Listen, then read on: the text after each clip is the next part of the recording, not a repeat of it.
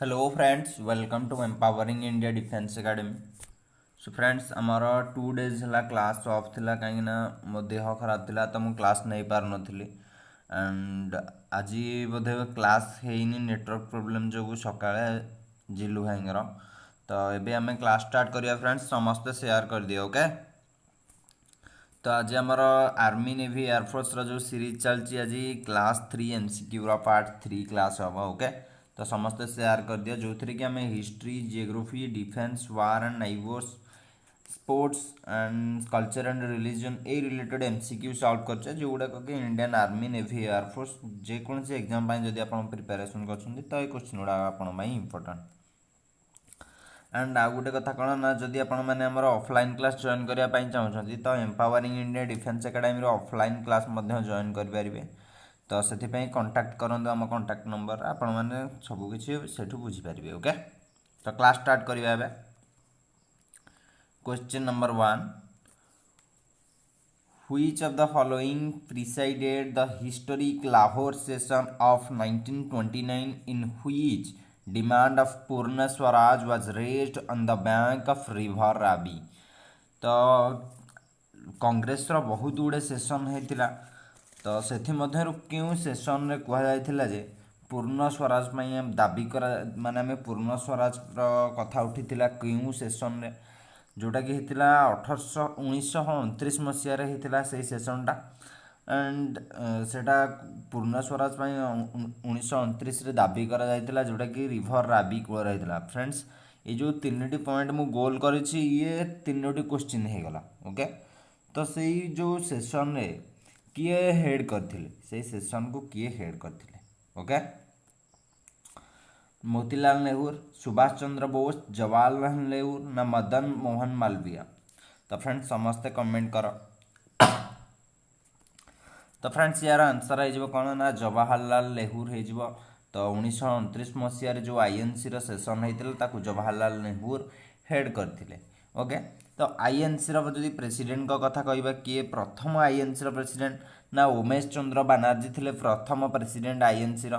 तो आईएनसी कथा उठा मात्र कि आपड़ यही पॉइंट मुंडे पूरा आसीजा दरकार ओके। यही क्वेश्चन बहुत थर पचार एंड जदि आउ कौन क्वेश्चन पचारि पारे ना यार प्रथम महिला प्रेसिडेंट किए थे ना आनी बेसांत। यार आंसर कौन हो आनी बेसांत यार प्रथम महिला प्रेसिडेंट थिले ओके। आगो जा फ्रेंड्स या विषय आउ कि इंपोर्टाट फैक्ट देखा सेसन विषय जमीक कि सेसन में आउ कौन कहुला। तो ये सेसनटा कौटी होता लाहौर होता ओके 1929 मसीह जोटा कि हेड करते जवाहरलाल नेहरू ओके। तो ये आउ कौन ना ये पूर्ण स्वराज बिल पास होता and civil disobedience movement for complete independence civil disobedient यहाँ लॉन्च होता and 26 January was decided to be celebrated as independence day of India. तो ये कहला 26 जनवरी टाक आम आमर इंडिपेंडेंस डे भाव पालन करवा ओके। आशा करुच्ची 1929 मसीहा सेसन विषय आपण मैंने सब मन रखिए एंड आईएनसी बहुत गुड़े सेसन होता एंड बहुत गुड़े इंपोर्टाट सेसन होता। जदि आपण मैंने कमेंट करेंगे तो आम गोटे क्लास आईएनसी जिते भी इंपोर्टाट सेसन होता से गुड़ाक डिस्कस करवा ओके। आगो जा question number 2, The resolution of Quit India movement was passed in which of the following city? तो जो रिजोल्यूशनटा पास होता क्विट इंडिया मूवमेंट से कौ सिटी रे पास होता ओके। बॉम्बे, कलकत्ता, मद्रास, लखनऊ। तो फ्रेंड्स समस्त कमेंट कर यार आंसर कौन हम। तो यार आंसर कौन हो ना बॉम्बे आईएनसी रो बॉम्बे सेसन में क्विट इंडिया मूवमेंट रो बिल पास होता ओके। आगू जा next question, British government appointed an Indian statutory commission to review the Government of India Act 1919. This commission is also known as। तो friends British government कौन करथिला ना गोटे Indian स्टाच्यूटरी commission करथिला जोटा कि review करिया पई काहाको ना गवर्नमेंट ऑफ इंडिया एक्ट 1919। तो government of India act 1919 act को देखिया पई ब्रिटिश गवर्नमेंट गोटे स्टाच्यूटरी कमिशन गठन करथिला। तो से कमिशनटा को आउ कौन मध्य कहुए तो से कमिशनटा कौन कहुए साइमन कमिशन ना हंटर कमिशन ना एलवर्ट कमिशन ना क्रिप्स मिशन। तो समस्ते कमेंट कर यार आंसर कौन हम। तो फ्रेंड्स यार आंसर हो साइमन कमिशन। तो साइमन कमिशन कहीं दिहला ना से जे ब्रिटिशर भाइसरय थे ना था जज साइमन से साइमन कमिशन यार जो कह जाए से जो स्टाच्यूटरी कमिशन टाक। ओके आगो जा question number 4 which of the following organisation was not established by B R Ambedkar. Sorry friends एमान मध्यरु केउटी बी आर अम्बेडकर द्वारा गठित हो नथिला zero club depressed classes institute ना समाज समाज संघ ना पीपुल्स एजुकेशन सोसाइटी।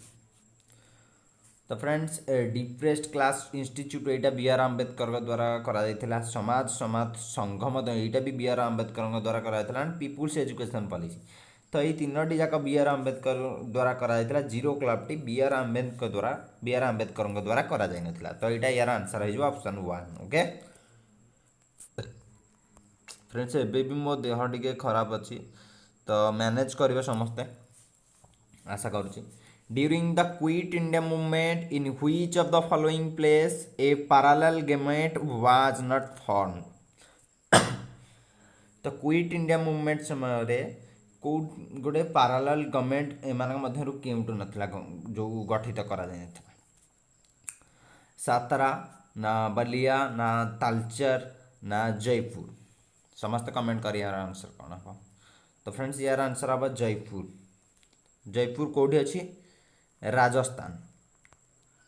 राजस्थान ताल कैपिटल कौन ना Jaipur.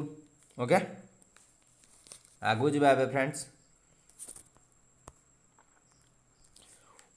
Which among the following is not a correct statement regarding Jyotiba Phule. तो एमान मध्यरु केउ स्टेटमेंट ज्योतिबा फुले करेक्ट नुहे। Okay he use dial word for the first time in 19th century. He was the staunch supporter of Mahatma Gandhi's Harijan Seva Sangha. He was known as the author of Gulamgiri. He formed Satyabodhak Samaj in 1873. तो समस्त answer करने को चेष्टा कर। तो ये देखा गोटे गोटे ऑप्शन आउ थे use Dalit word for the first time in 19th century। तो फ्रेंड्स ये ठीक अच्छी ज्योतिबा फुले द्वारा यहाँ करा। नेक्स्ट देखा he was the staunch supporter of Mahatma Gandhi in Harijan Sevak Sangh. तो फ्रेंड्स हरिजन सेवक संघ रे ज्योतिबा फुले महात्मा गांधी साथ दे नथिले। तो यहाँ रंग हो देखा he is known as the author of Gulamgiri. तो यहाँ आंसर हम गुलामगिरी द्वारा लिखा जाता। ही फॉर्म्ड सत्यबोधक समाज इन 1873। यहाँ ठीक अच्छे। तो आम आंसर है ऑप्शन बी यहाँ द्वारा करा जाय नथिला। ओके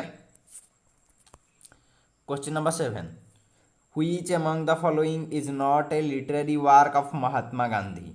तो एमानक मध्यरु महात्मा गांधी द्वारा क्यों बहीटी लिखा जाय नथिला। हिंद स्वराज एटा तो से लिखिथिले इंडियन ओपिनियन एटा से लिखिथिले युगांतर एटा से लिखि नथिले friends young India Mahatma Gandhi द्वारा लिखाई। तो यार आंसर है ऑप्शन नंबर सी युगांतर महात्मा गांधी द्वारा लिखा जाय नथिला। बाकी तीनोटी जाक बुक महात्मा गांधी द्वारा लिखित। Okay okay next what was the important features of Nehru report. तो फ्रेंड्स गोटे नेहरू रिपोर्ट आसला।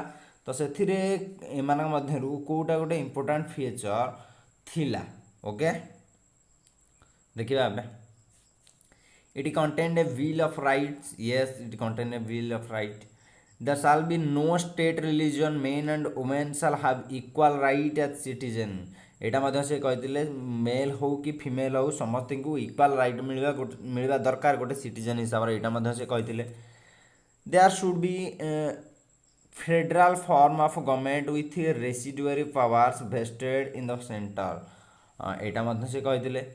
तो यार आंसर कौन हो फ्रेंड्स। तो यार ऑल ऑफ दीज हो। ओके सॉरी फ्रेंड्स ये दुईटा से कही नथिले। ओके ये दुईटा से कही नथिले से ऑप्शन नंबर सी जोड़ा देथिला there should be federal form of government with residuary powers sited in the centre ये से कहते तो यार आंसर हो ऑप्शन नंबर सी ओके एबे देखिबा question number 9 Simon Commission was sent to India in 1928 at that time who was the prime minister of Britain ଯେତେବେଳେ Simon commission 1928 ମସିହାରେ ଭାରତ ଆସିଲେ ସେତେବେଳେ ବ୍ରିଟିଶର ପ୍ରାଇମ୍ ମିନିଷ୍ଟର କିଏ ଥିଲେ ଦେଖିବା ଏବେ ଷ୍ଟେନଲି ବାଲ୍ଡୱିନ୍ ଆଣ୍ଡ ଜନ୍ ଆଲସେବ୍ରୋକ୍ ସାଇମନ ନା କ୍ଲିମେଟ୍ रिचार्ड आटली ना उडसन चर्चिल किए हम यार आंसर तो फ्रेंड्स यार आंसर हो ऑप्शन ए स्टैनली बाल्डविन सी से ब्रिटिश रे प्राइम मिनिस्टर ओके आगु जा friends question number 10 Bhagat Singh and B K Dutt माने Batukeshwar Dutt threw a bomb in the central legislative assembly on 8th April 1929 as a protest to which of the following bill or act तो को bill आ act को से विरोध करने assembly रे बम पकई रावलात एक्ट ना public safety bill ना वुड्स बिल ना नन ऑफ दिस समस्त कमेंट कर फ्रेंड्स तो ये क्वेश्चन आंसर करने पूर्व गोटे कहीदे गोटे कथा फ्रेंड्स तो आमर जो सेकेंड चैनल अच्छी विकास स्टडी ट्यूटोरियल से आज गोटे भिडियोटे अपलोड होती कौन ना FATF विषय FATF कौन ना फाइनेंशियल एक्शन टैक्स फोर्स या रिलेटेड गोटे वीडियो अपलोड होती कहीं पाकिस्तान को एथिरे ग्रे लिस्ट रे पकई दि जाए पाकिस्तान को ग्रे लिस्ट कर दि जाए तो ये रिलेटेड वीडियोटा अच्छी देखा मिले आपको बहुत किसी शिखा मिले तो समस्त देखिए FATF विषय जानवा मिले एंड पाकिस्तान को कहीं ग्रे लिस्ट रे पकई दिगला जानवा मिले ओके समस्त चेक करेंगे विकास स्टडी ट्यूटोरियल ओके विकास स्टडी ट्यूटोरियल यूट्यूब रे सर्च करेंगे पूरा टॉप रे जो चैनल आसो से आपको वीडियोटी देखा मिले ओके तो फ्रेंड्स अब देखिए यार आंसर कौन हो ना Rowlatt act okay sorry friends public safety bill आमर भगत सिंह आ बटुकेश्वर दत्त आसेम्बली रे बम पकई okay public safety bill okay